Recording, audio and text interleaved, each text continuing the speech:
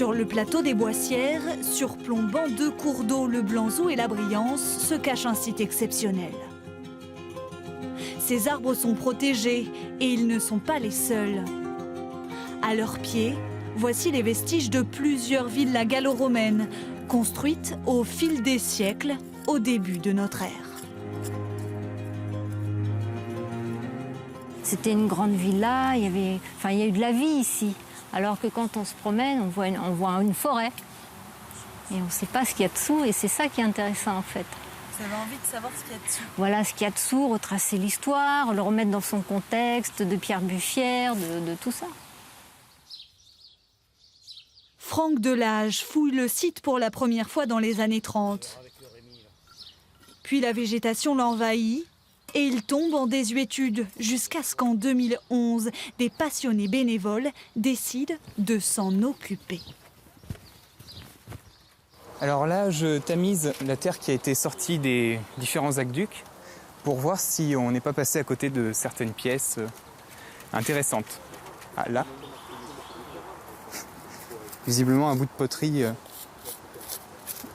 noire. Qui date? Alors, si je me souviens bien, ça serait de la poterie gauloise vu l'épaisseur. Grâce à l'association, les pouvoirs publics croient en l'intérêt du site. Depuis, une campagne de restauration a été lancée.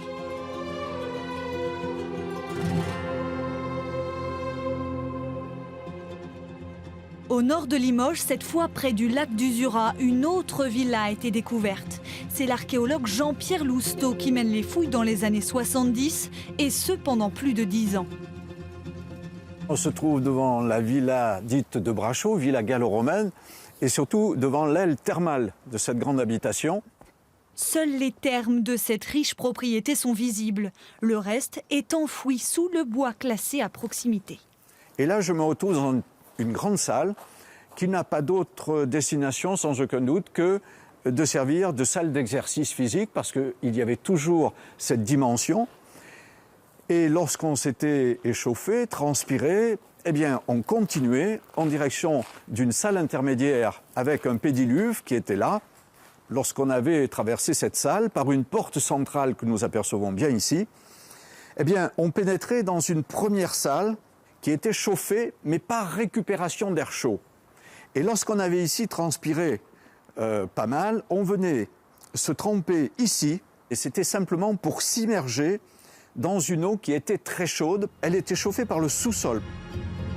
Ces 500 mètres carrés restaurés témoignent de l'ingéniosité des Romains, un vent de modernité qu'ils ont apporté au peuple gaulois.